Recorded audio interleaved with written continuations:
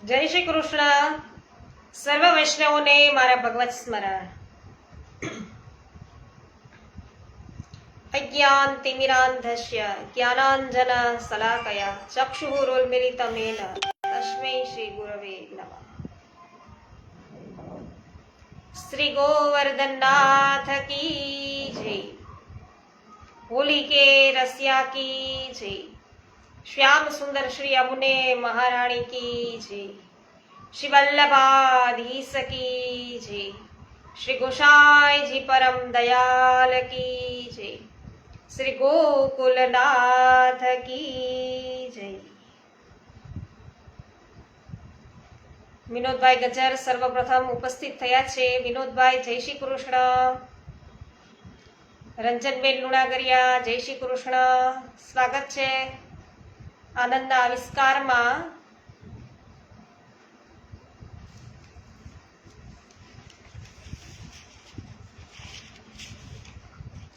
તો આનંદના આવિષ્કારની અંદર આગળ વધીએ.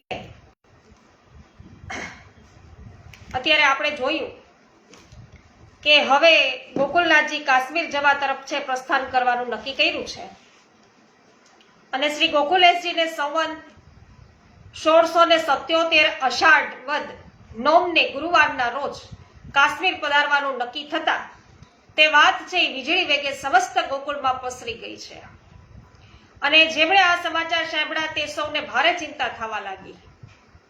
આપશ્રીના સેવકો આપના સ્વરૂપમાં જ આસક્ત હોય આપના વિયોગની આ વાત સાંભળતા જ વ્યાકુળ થઈ ઉઠ્યા. આ બાબત શ્રી ગોકુલેશજી અને આપશ્રીના સેવકો વચ્ચે પરસ્પર કેટલો વિશુદ્ધ અને ગાઢ પ્રેમ હતો તે બતાવી આપે છે. તો પુષ્ટિ ભક્તિનું ગુણ રહસ્ય પણ આ જ છે વૈષ્ણવો. જેમ શ્રી કૃષ્ણ અને વ્રજભક્તોનો પરસ્પર ભાવ હતો તેવો જ વિશુદ્ધ અને અલૌકિક ભાવ શ્રી ગોકુલેશજી અને આપના સેવકો વચ્ચે પણ જણાઈ આવે છે અને જેમાં આપણને પ્રેમ સ્વરૂપ પરમાત્માના મીઠા અને મધુર સાક્ષાત્કારનો અનુભવ થયા વિના રહેતો નથી. શ્રી ગોકુલેશજી કાશ્મીર પધારી રહ્યા છે એ સમાચાર માત્રથી વૈષ્ણવોમાં એક બેચેનીનો ભાવ છે ફરી વળ્યો. કેમ કે એમને બધાને ગોકુલેશજીનો વિયોગ છે એ સતાવે. તો ઘણા તો આપના વિચારમાં એવા તો લીન થઈ ગયા કે રાત્રે ભોજન લેવાનું ભાવ્યું નહીં, કે આપના દર્શન નહીં થઈ શકે જો આપ જશો તો એમ. અને વૈષ્ણવો ઊંઘ પણ ન આવી. ક્યાંક તો આપ શ્રીના વિરહની કલ્પના માત્રથી આક્રંદ અને રુદન છે એનું સામ્રાજ્ય છે એ સ્થપાઈ ગયું અને સૌ દેહાનુસંધાન છે એનાથી રહિત બન્યા. વ્રજના આ નિષ્કામ ભક્તો જે કદી કોઈને કટુ વચન કહી સામાની લાગણી છે એ દુભાવે નહીં, તેનો પણ પોતાને આવી અવસ્થા કરનાર અને સર્વ દુઃખના કારણરૂપ સંન્યાસીને સંબોધીને એવું કહેવા લાગ્યા. કોઈ દિવસ કોઈને ખરાબ વચનો ન કહે, સામેવાળાનું દિલ દુભાય એવા વચનો ન બોલે. એવા આ વ્રજવાસીઓ જ્યારે ગોકુલેશજીનો વિયોગ થવાનો છે એવું સાંભળીને આ બધા સંન્યાસીને ચિદ્રૂપને બધા એવું કહેવા લાગ્યા કે દુષ્ટ કસાઈ તો આપણા પ્રાણ લેવા જ આવ્યો છે. અમારા માટે તો શ્રી ગોકુલેશજી જ સર્વસ્વ છે. આપ શ્રી વિના અમારે અહીં શ્રી ગોકુલમાં રહેવાનું શું પ્રયોજન? આમ અંતર છે એ વલોવી નાખે એવું આક્રંદ પણ છે એ સાંભળવા મળતું. અને કેટલાક તો અગાઉની લીલા અને તે દ્વારા પ્રાપ્ત સુખ તથા આનંદનું સ્મરણ કરી નિશાસો નાખતા કહેવા લાગ્યા, અરે રે હવે આવો અલભ્ય સુખ લાભ આપણને ફરી ક્યારે પ્રાપ્ત થશે? કાળ સમાન અસુર બાદશાહની સામે જઈ અને અમારો મૃદુ કોમળ નિખાલસ વહાલ સમો સો જવાબ આપશે. પોતે ત્યાં કેમ પધારે છે તે પણ કોઈને જણાવ્યું નથી. આ સાંભળી એક બીજા ભક્તજન તો આપશ્રીના મોહક સ્વરૂપ અને પ્રગટ પ્રતાપનું સ્મરણ કરી અને કહેવા લાગ્યા, અરે એ બાદશાહ શું કરવાનો છે? આપણા સ્વામીના તેજના ભંડારને જોઈ પૃથ્વીપતિ પાણી પાણી થઈ જશે. આપ જે કંઈ માગશે તે આપી દેશે અને કાળમુખો સંન્યાસી જખ મારતો રહી જશે. તું આટલો વલવલાટ સાના કાજે કરે છે? તો ભક્તજનોમાં અકથ્ય વિરહ વેદના વ્યાપી છે. એવા સમાચાર મળતા શ્રી ગોકુલેશ પ્રભુએ સૌને શાંત કરવા એક સેવકને પોતાને પાસે બોલાવીને આજ્ઞા કરી કે તમે સૌને કહો કે કોઈ એ છે કશી પણ ચિંતા કરવાની જરૂર નથી. બાદશાહ અમારું શું બગાડી લેશે? આપણે બીજું તો શું કહેવાનું છે? જે એક બે વાતો કરવાની છે તે સાફ સાફ કહી દઈશું. માટે ચિંતા છોડો અને એમ જાણો કે હું આ ગયો, બસ આ આવ્યો.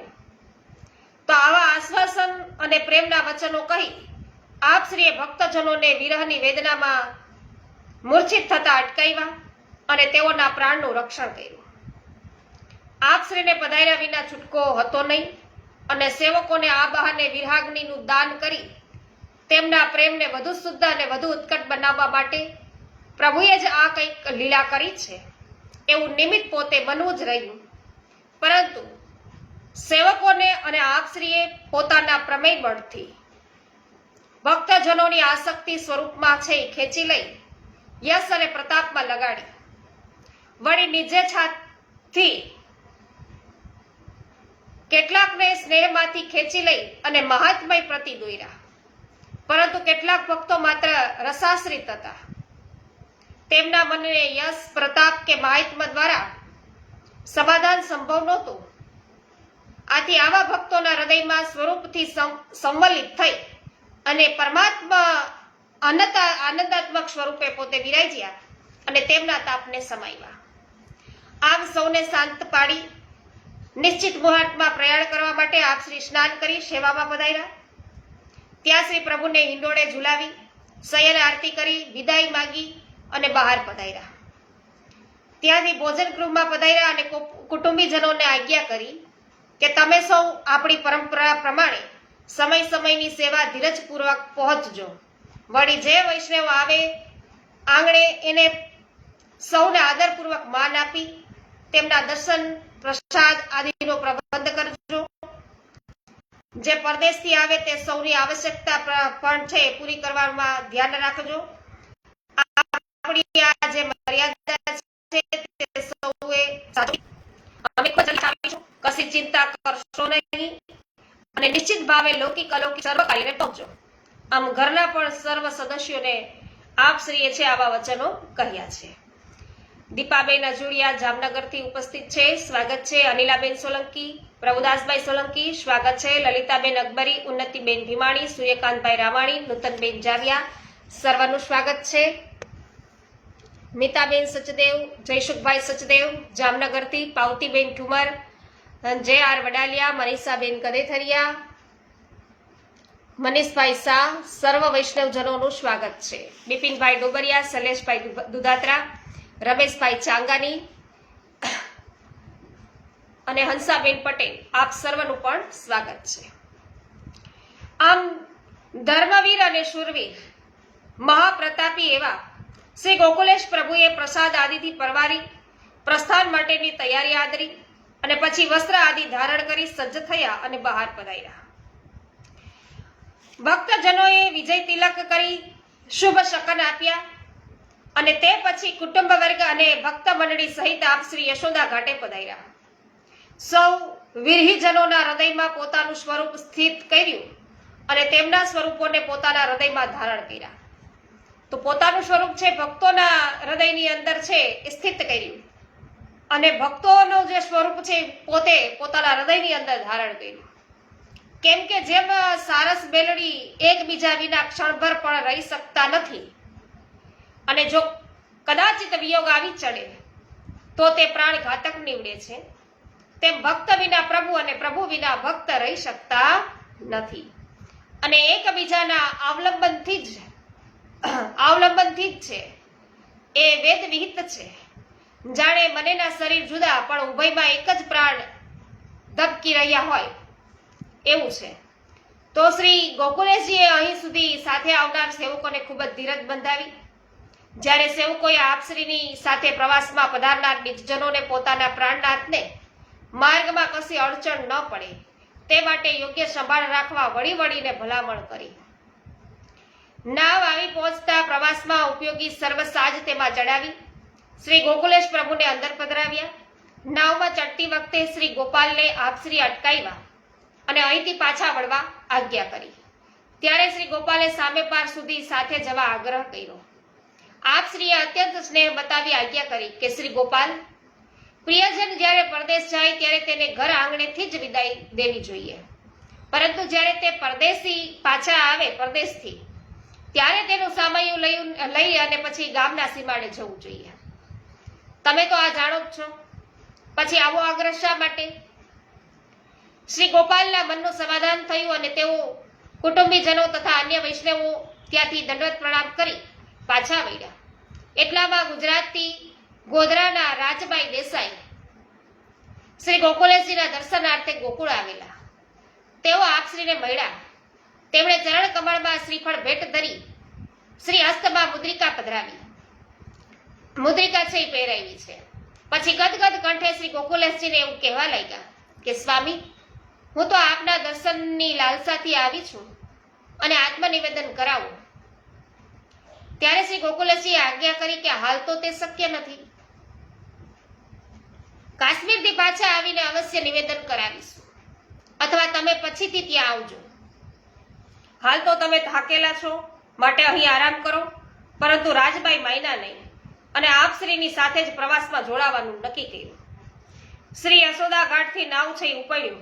સામે કાંઠે નાવમાં છે ઉતરી આપશ્રી ખીરકમાં પધાર્યા અને આગળના પ્રસ્થાનની તૈયારી છે પૂર્ણ થઈ ત્યાં સુધી ત્યાં જ બિરાઈ ગયા. અને પછી આપશ્રીએ કાશ્મીર ભણી પ્રસ્થાન કર્યું. ત્યાં ઉભેલા વૈષ્ણવોએ જ્યાં સુધી આપશ્રીની સવારી દેખાતી રહી ત્યાં સુધી તે તરફ જોયા કર્યું. પછી લગભગ મધ્યરાત્રિ સુધી શ્રી યમુનાજીના કિનારા પર આપશ્રીનું સ્મરણ અને ગુણગાન કરતા રહ્યા અને છેવટે થાકી વિલાપ કરતા અને નિશ્વાસ નાખતા સૌ પોતપોતાના ઘરે ગયા.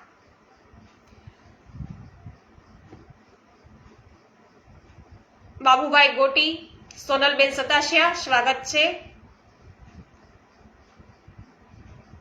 શ્રી ગોકુલેશ પ્રભુએ અષાઢવદ નવમીને ગુરુવારે શુભ નક્ષત્રમાં અમૃત ઘટિકામાં કાશ્મીર તરફ વિજય કર્યો અને પ્રસ્થાન સમયે જયદેવજી સાથે વિચાર કરતા આપશ્રીને આજ્ઞા કરી કે બાદશાહે લશ્કર ખાનને અહીંનો હાકેમ બનાવ્યો અને તે આગ્રામાં રહે છે. આપણે આપણી પરંપરા અનુસાર કાશ્મીર જતા પહેલા તેને મળવું જોઈએ.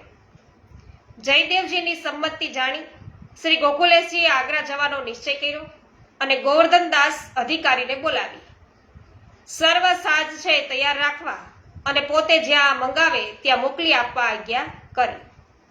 વિજય વખતે વિશ્રામ જલઘરીઓ દીવી લઈ અને આગળ થયો ત્યારે આપશ્રીએ તેને વર્જ્યો અને આજ્ઞા કરી કે તું અહીં રહી સેવા કર.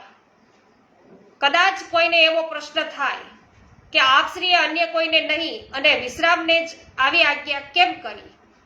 કારણ કે સ્વાભાવિક છે કે જીવના અધિકાર અનુસાર કાર્ય કરવાની જીવનું જ છે. આપણો જે અધિકાર હોય એ પ્રમાણે આપણે સેવા કરીએ, એ પ્રમાણે આપણે કાર્ય કરીએ તો એમાં આપણું જીત હોય, જીવનું જીત હોય. વિશ્રામ છે એ માર્ગ પ્રેરિત જીવ હતો અને તેને સેવામાં આસક્ત કરવા આપશ્રીએ ગોકુળમાં રહી અને શ્રી ઠાકોરજીની સેવાની આજ્ઞા કરી. કેમ કે જો સાથે આવવા દે તો તે સ્વરૂપાસક્ત થાય, આથી તેનું હિત ન સદાય. માટે જ તેઓ પોતાનામાં નિરોધ થવા દીધો નહીં અને વિશ્રામ પણ છે આપશ્રીની આજ્ઞા માથે ચડાવી અને પાછો કર્યો. અને શ્રી ગોકુલેશજી સૂર્યોદય થતા સુધીમાં રેણુકા છે પહોંચ્યા અને ત્યાં પ્રાતઃ વિધિથી પરવારી સાંજે આગ્રા પધાર્યા અને શહેર બહાર રાય મુકુંદ રાયના બાગમાં છે એ મુકામ કર્યો. રાત્રિ ભોજન છે એ પણ ત્યાં જ પતાવ્યું. તો દસમીની સવારે ભદ્રા વીત્યા પછી નગર પ્રવેશ કરી પ્રેમરાજની હવેલીએ મુકામ કર્યો. ત્યાર પછી લશ્કર ખાનને મળી સઘળી વાત કહી અને બાદશાહ પાસે જવા પહેલા આપ તેમને મળવા આવ્યા છે એવું જણાવ્યું. તો લશ્કર ખાને કહ્યું કે મહારાજ, બાદશાહ આપના સંબંધી દરેક હુકમ મારી મારફતે જ કરશે. વર્ષા ઋતુના દિવસો છે, યાત્રા ઘણી લાંબી છે, માર્ગમાં આપને ઘણી મુશ્કેલીઓ પડશે, મુસીબત પડશે, માટે બાદશાહનું કહેણ છે એ આવવા દ્યો, હું યોગ્ય ઉત્તર છે એ આપીશ, ત્યાં સુધી આપ સુખેથી ગોકુળમાં બિરાજો. શ્રી ગોકુલેશજીએ આજ્ઞા કરી કે હુકમ આવે ત્યારે બળજબરીથી જવાનું થાય, તેના કરતા અત્યારે ખુશીથી જવું વધારે ઉચિત છે. તો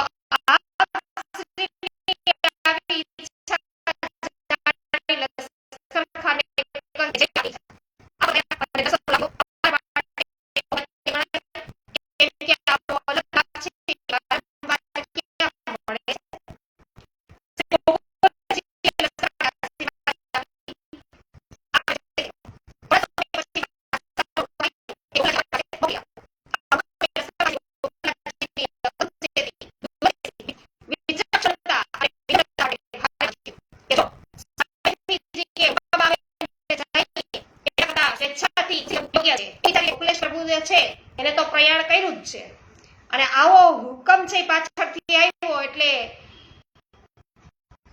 આને ખબર પડી કે કેટલા અગમચેતી છે, આપશ્રી દુરંદેશી છે, તો એના માટે એમને ખૂબ જ છે એ માન થયું.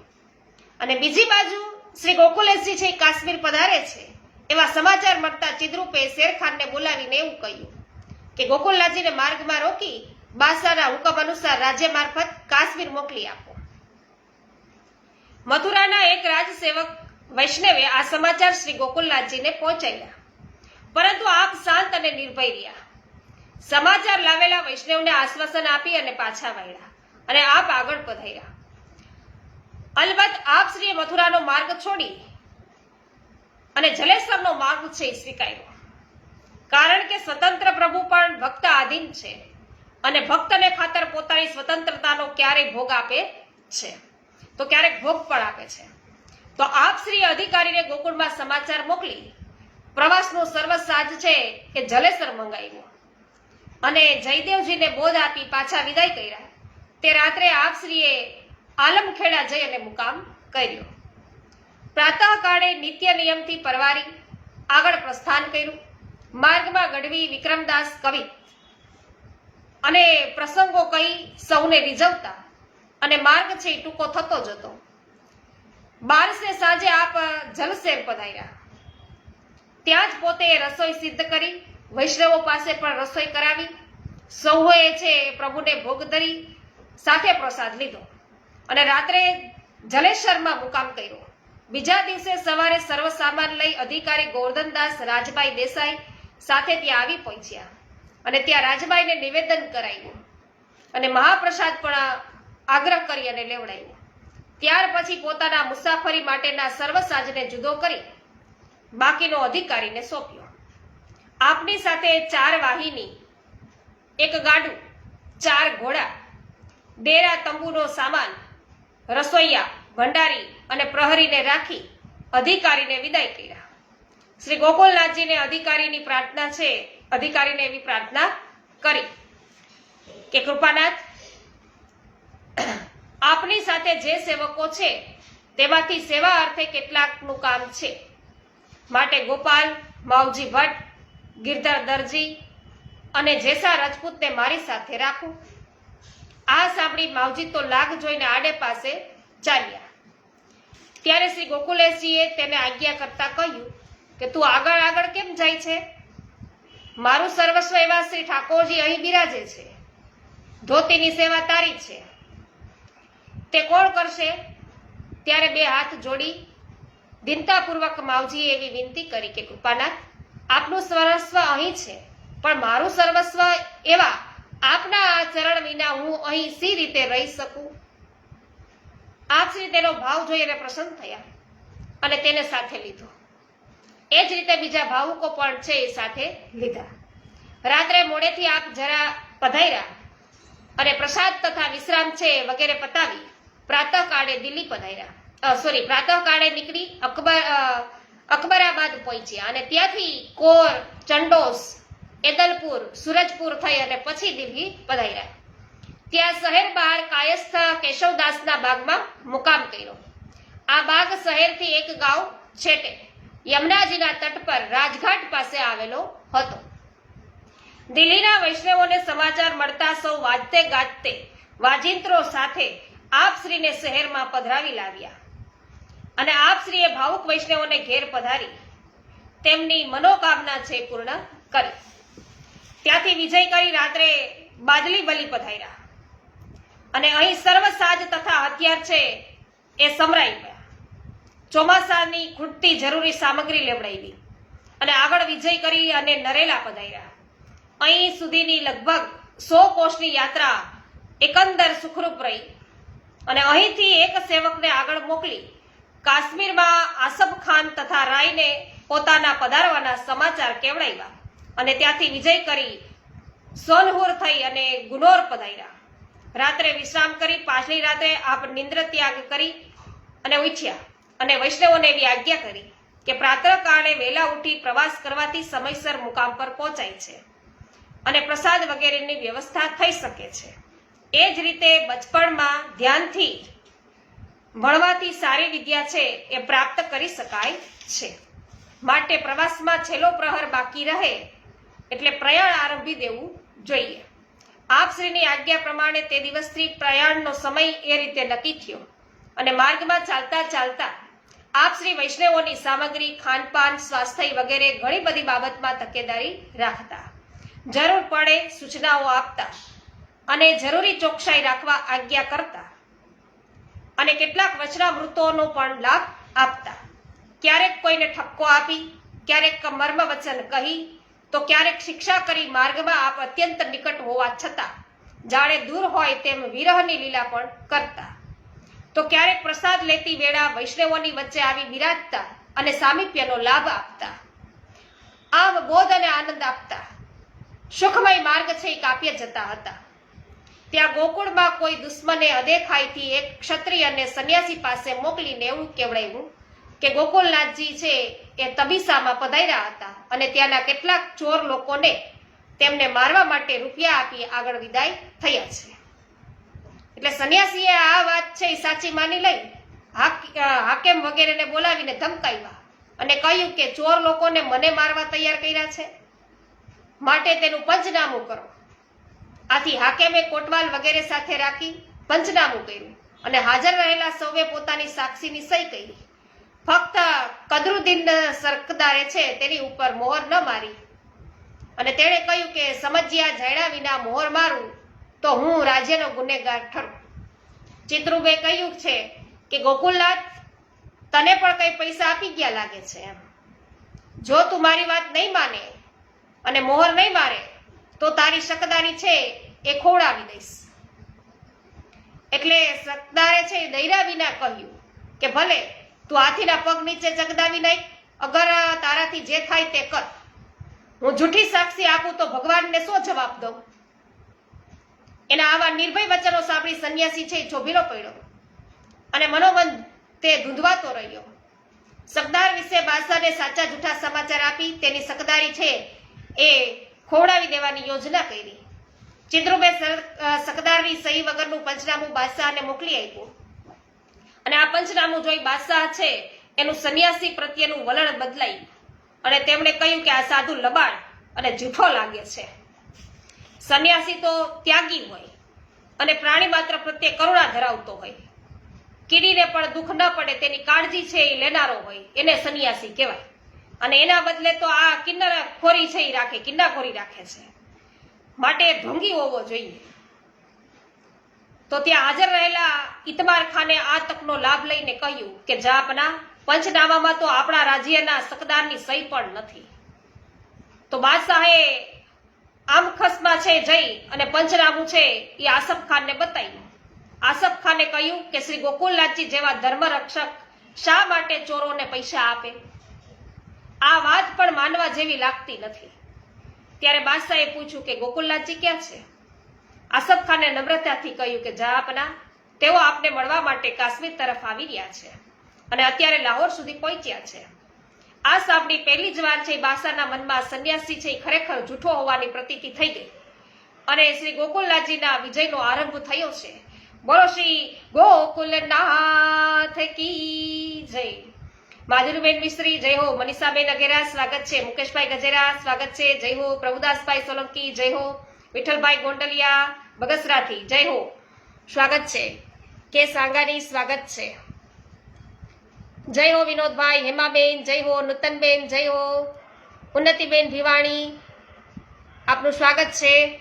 તમે કહો છો ઉન્નતિબેન કે અવાજ બરાબર નથી આવતો, પણ એક જ કમેન્ટ છે તમારી આવી, બીજી કોઈ કહેતું નથી.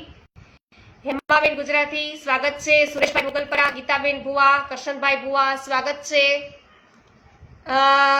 કરશનભાઈ ભુવા, પછી કાંતાબેન કોઠડિયા, અંટાળા ગિરીશભાઈ, સુમિત્રાબેન સાવેલિયા, ગીતાબેન જગદીશભાઈ સોમૈયા, જાગૃતિબેન નારિયા, સ્વાગત છે સર્વ વૈષ્ણવજનોનું. હા, જય હો રમેશભાઈ.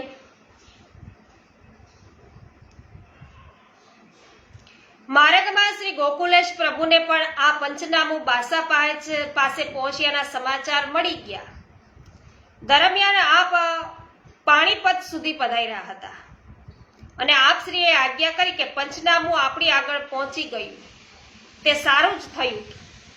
જે કંઈ કહેવાનું છે તે હવે સરળ બની જશે. સંન્યાસી વિશે આપણે કશું કહેવાનું નથી. હવે તો ધર્મની ટેક જાળવવાનો જ સવાલ બાકી રહ્યો છે.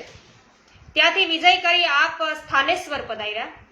અહીં કુરુક્ષેત્રમાં સ્નાન કરી રાત્રે ગામના પાદરમાં મુકામ કર્યો. દરમિયાન વરસાદ શરૂ થવાથી વૈષ્ણવો હેરાન થવા લાગ્યા અને ત્યારે શ્રી ગોકુલેશજીએ સ્વામી સેવકનો ભાવ છોડી તેમને પોતાને તંબુમાં બોલાવી અને પોતાની સેજ પાસે જ સુવડાવ્યા. તો આ પ્રસંગ છે એને ધ્યાનમાં રાખવા જેવું છે વૈષ્ણવો, કે બ્રાહ્મણે સરસ્વતી ઉલ્લંઘવા નહીં, એ શાસ્ત્ર વચનને માન આપી શ્રી મહાપ્રભુજી તથા શ્રી ગુસાઈજીએ તેનું ઉલ્લંઘન કર્યું ન હતું. અને અગાઉ કુરુક્ષેત્રની યાત્રા વખતે શ્રી ગોકુલેશજીએ પણ તે વચન પ્રમાણે સરસ્વતીનું ઉલ્લંઘન છે કર્યું ન હતું. પરંતુ હવે જ્યારે ધર્મ છે એ ભયમાં મુકાયો ત્યારે તેનું ઉલ્લંઘન કરી અને આગળ વધ્યા સિવાય છૂટકો ન હતો. આથી માણાના પતિએ માણાનો ધર્મ રાખવા સરસ્વતી ઓળંગ્યા છે અને ત્યાંથી વિજય કરી કછવાકોટ, અંબાલા, દરદર, અલૌવા પાર કરી અને સરહિંદ પધાર્યા અને ત્યાં વૈષ્ણવોના પ્રેમ અને સ્વાગતનો સ્વીકાર કરી બીજે દિવસે દુરા પધાર્યા. ત્યાંથી ફુલોર આદિ સ્થળોએ મુકામ કરી સતનદ નદીમાં છે સ્નાન કરી શ્રાવણી પૂર્ણિમાએ ઉપલ પધાર્યા. બીજે દિવસે આગળ વિજય કરી સુલતાનપુર, બટાવી, વદ ત્રીજના દિવસે ગોવિંદબાલ પધાર્યા અને અહીં લાંબો મુકામ કરી વૈષ્ણવોના આગ્રહથી જન્માષ્ટમીનો ઉત્સવ પણ ત્યાં જ મનાવ્યો અને અહીંથી ગોકુલદાસ છે એ મોહરા પાછા ફર્યા. જ્યારે કૃષ્ણદાસ ગાંધી, વીરપાલભાઈ, નાગજીભાઈ વગેરેને તાવ આવવાથી તેઓ પણ વચ્ચે જ રોકાઈ ગયા અને આપશ્રીએ જીવરામને તે સૌની સંભાળ માટે ત્યાં રાખી આગળ પ્રસ્થાન કર્યું અને 10 મે લાહોર પધાર્યા. લાહોર શહેર બહાર મુકામ કર્યો. ગામમાં કોઈને ખબર આપવાની મનાઈ કરી, પરંતુ બીજી સવારે વૈષ્ણવોને ખબર પડી જતા પોતે સામયું ન કરી શક્યા બદલ ખૂબ જ દુઃખ વ્યક્ત કરવા લાગ્યા. અને આજે એકાદશી હોવાથી શ્રી ગોકુલદાસજીએ માત્ર ફલાહાર કર્યો અને રાત્રે ઘનશ્યામદાસજીની વિનંતીથી આપશ્રી છે તેમને ત્યાં પધાર્યા અને ભગવાન દાસે ઉચિત સેવા ભેટ કરી શ્રી ગોકુલેશજીને નીલવર્ણનો ઉત્તમ ઘોડો ભેટ ધર્યો તથા ઘનશ્યામદાસે છે એ સુખાટન ભેટ ધર્યું છે. પરંતુ હવે પછીનો માર્ગ પહાડી હોવાથી આ બધો સાજ અને સાથે લાવેલા જે ગાંડા છકડા એ વાહિની વગેરે સાથે લઈ જઈ શકાય તેમ હતા નહીં.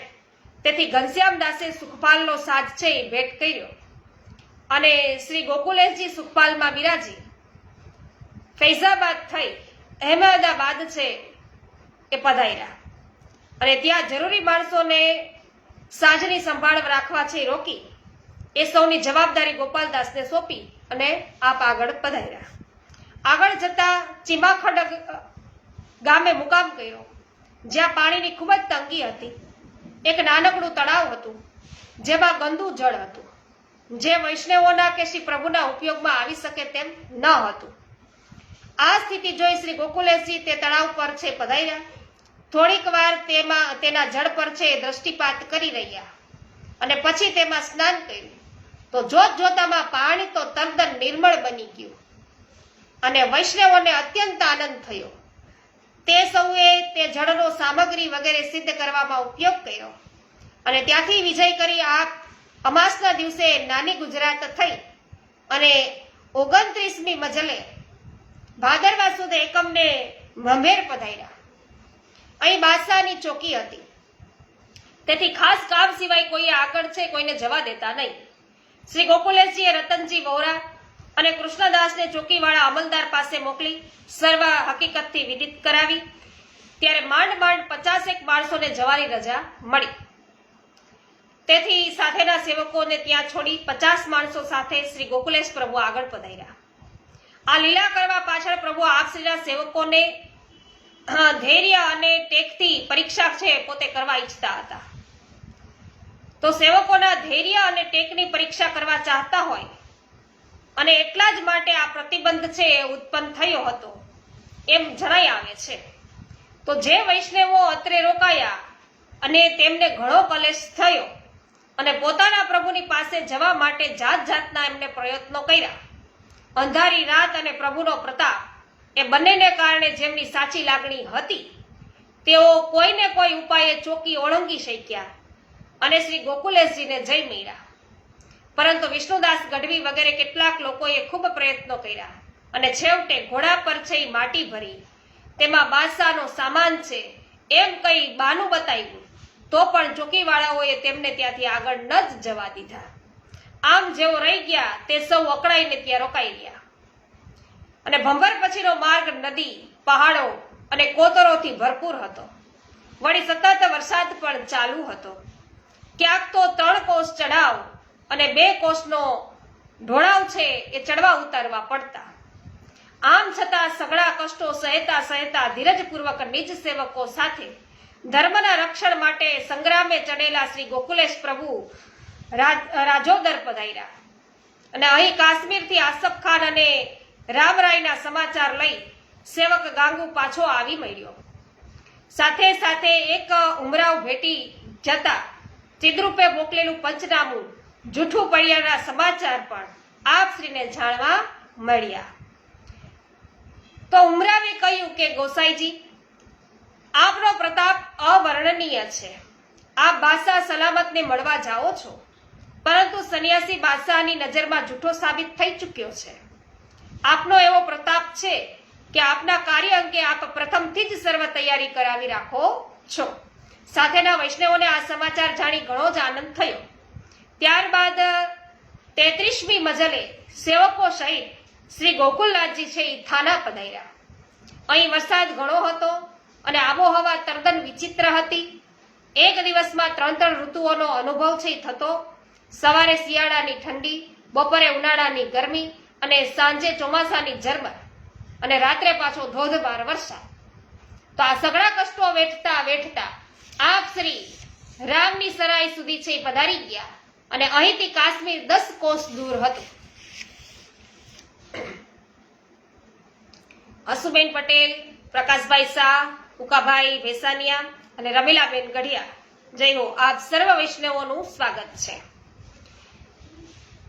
શ્રી ગોકુલેશજી રામસરાય સુધી પહોંચી ગયા છે એવા સમાચાર કાશ્મીર પહોંચતા ઘણા વૈષ્ણવો સામા આવ્યા. તે સર્વનું સમાધાન કરી 29મી મજલ પૂરી કરી આપ શ્રી કાશ્મીર પધાર્યા. પરંતુ છેલ્લે છેલ્લે સેવકો માટે એક જબરજસ્ત કસોટી આવી. માર્ગમાં એક એવી ઊભી ડુંગરી આવી કે જેના ઉપર પાલખી ઉચકનાર છે એ ભાઈઓના પગ પણ ટકી શકતા નહીં. તે વખતે ફુલોરથી આપશ્રીની સાથે થયેલા ચતુરા નાગા બાવા તેના 18 વૈરાગી સાથીઓ સંગે ચાલતા હતા અને તે સૌ વૈરાગીઓએ પોતાના હાથ એવી રીતે ગોઠવા કે ભાઈઓ તે હથેલીઓ ઉપર પગ મૂકીને ચાલ્યા. જય હો આવી સેવા કરનારને, જય હો. અને ગોકુલેશજીને કંઈ પણ છે હરકત આવવા દીધી નહીં. ધન્ય છે એ વૈરાગીઓને, ધન્ય છે કે જેમણે શ્રી ગોકુલેશ પ્રભુ સાથેના થોડાક દિવસના પોતાના સંગના કારણે પણ આવી ઉત્તમ સેવા બજાવી અને આ દિવસો દરમિયાન એમનું એ અન્ન ખાધું હતું તેનું ઋણ છે અદા કરવા તેમણે છે આ સેવક ધર્મ છે બજાવ્યું. જય હો. તો અહીં સુધી તો કાશ્મીરથી સેવકો આવી પહોંચ્યા હતા. અને દિલ્હીના હરિદાસ કુંવાર ઘણા રાજપૂતો સાથે સામા આવ્યા અને જમીન પર પડી દંડવત પ્રણામ કર્યા. રામરાયે આપને પધરાવી લાવવા જયરામ માથુર કાયસ્થને મોકલ્યા અને પોતાના બાગમાં મુકામ કરવા જણાવ્યું. બીજી બાજુ તેમણે આસફ ખાનને પણ સમાચાર મોકલી દીધા કે શ્રી ગુસાઈજી કાશ્મીરમાં પધાર્યા છે અને મારા બાગમાં મુકામ કર્યો છે. જય હો વિનોદભાઈ, જય હો JR વડાલિયા, રસીલાબેન સોજિત્રા, મુકેશભાઈ ગજેરા, પરસોત્તમ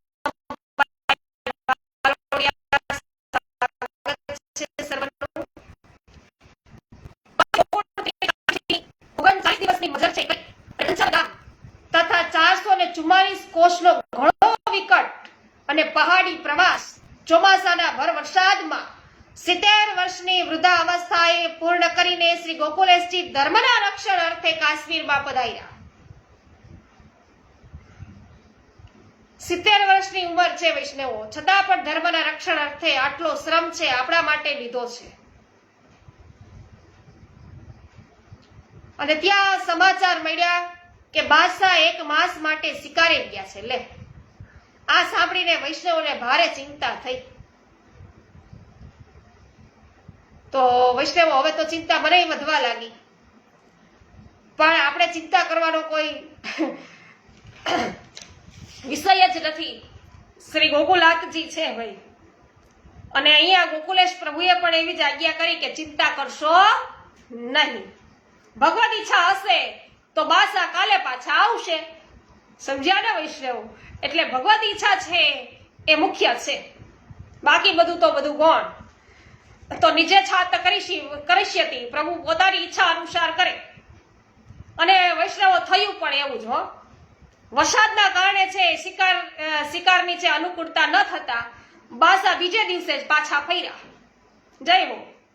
અને દરમિયાન ગોકુલનાથજીએ બીજે દિવસે ઇતબાર ખાનને મળી અને બાદશાહ સલામત સાથે મુલાકાત ગોઠવવાની વાત કરી અને આસફ ખાનને પણ મળ્યા. અને આ બંને મંત્રીઓએ આપશ્રીનો ખૂબ જ આદર સત્કાર કર્યો અને એવી વિનંતી કરી કે સંન્યાસી સાથે આપ શા માટે ઝઘડો કરો છો? બાદશાહ સંન્યાસીનું કહેવું સાચું માને છે, વળી બાદશાહની રમૂજ પણ છે એ કંઈક વિચિત્ર છે, માટે આપ બાદશાહ સાથે કશો વિવાદ કર્યા વગર હમણાં એમની હામાં આ કરો એ ઉચિત થશે. એટલે શ્રી ગોકુલનાથજીએ આજ્ઞા કરી કે એ તો જ્યારે મળીએ ત્યારે વાત. તે વખતે બાદશાહ જેવું પૂછશે તેવો જવાબ અમે આપીશું. અમે તો માત્ર જેમાં અમારો ધર્મ સચવાય એટલું જ ઈચ્છીએ છીએ, અમારે બીજું કાંઈ જોઈતું નથી. તો વૈષ્ણવો, હવે કઈ પ્રકારે છે બેઠક યોજાશે, બાદશાહને કઈ રીતે મળવાનું થાય છે એ આપણે જોઈએ.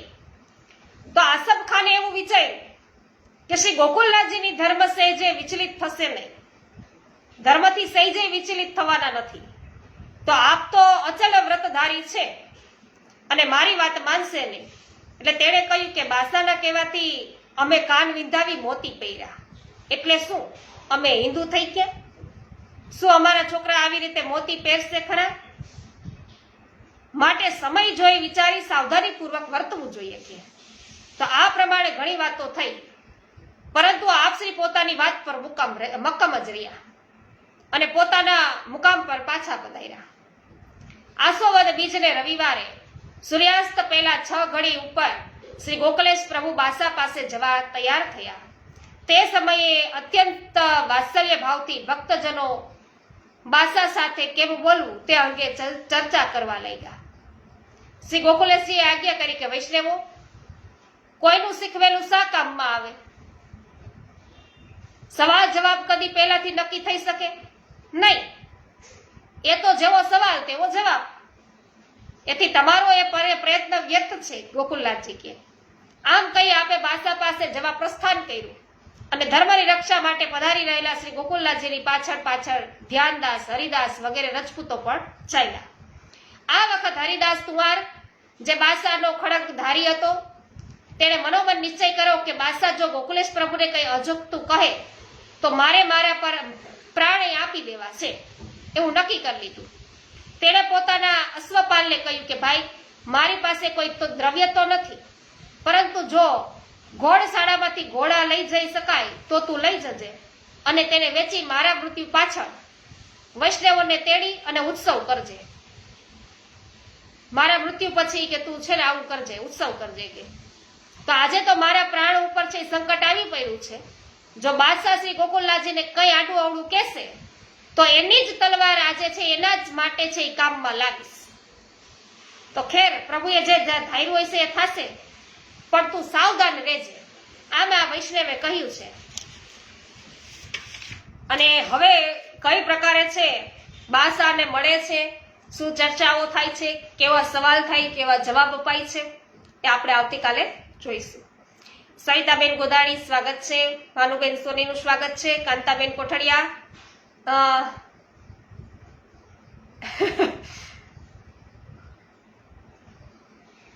હા આપણે સમજ્યા છતાં ચિંતા થાય છે. સાચી વાત છે. આ જીવ એવો છે, કારણ કે ગમે એટલું જ્ઞાન હોય ને એ આ લૌકિક જીવ છે, એ સાબિતી છે એની. તો વિનોદભાઈ શું કે ભાઈ ચિંતા ક્યારે ના કરવી, પ્રભુએ જે ધાર્યું છે તે જ થશે, ભરોસો એક પ્રભુનો, સંગ છે એ ભગવદીયનો. ખૂબ જ સુંદર વાત, સાચી છે. એના માટે ધૈર્યની એ જરૂર પડે અને વિવેક તો હોવો જ જોઈએ. આ છે વિવેક કહેવાય. ધૈર્યની પણ જરૂર પડે અને એ વૈષ્ણવો એ માટે આપણે કસોટી કહેવાય આપણી, એમાંથી આપણે પાર ઉતરવું પડે. એટલે મુશ્કેલ છે, કારણ કે એ સુરાનું કામ છે ને, કે છે નહીં જેવા તેવાનું કામ નથી. ભક્તિ છે એ એના માર્ગ ઉપર ચાલવું હોય તો એ સુરાનું કામ છે. હવે આપણા જેવા જીવો તો છે એ સાવ લૌકિક જીવો છે, એટલે આપણે હવે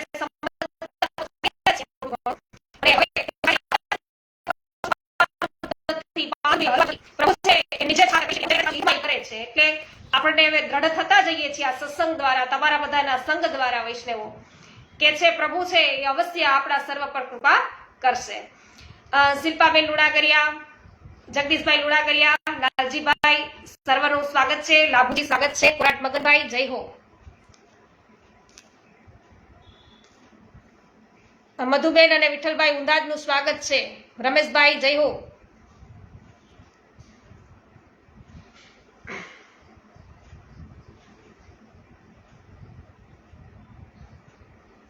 શ્રી ગોવર્ધનનાથ કી જય. હોલી કે રસિયા કી જય. શ્યામ સુંદર શ્રી અમને મહારાણી કી જય. શ્રી વલ્લભાધીશ કી જય. શ્રી ગુસાઈજી પરમ દયાલ કી જય. શ્રી ગોકુલનાથ કી જય. સર્વ વૈષ્ણવોને મારા જય શ્રી કૃષ્ણ. હોલીની સર્વને ખૂબ ખૂબ મંગલ બધાઈ.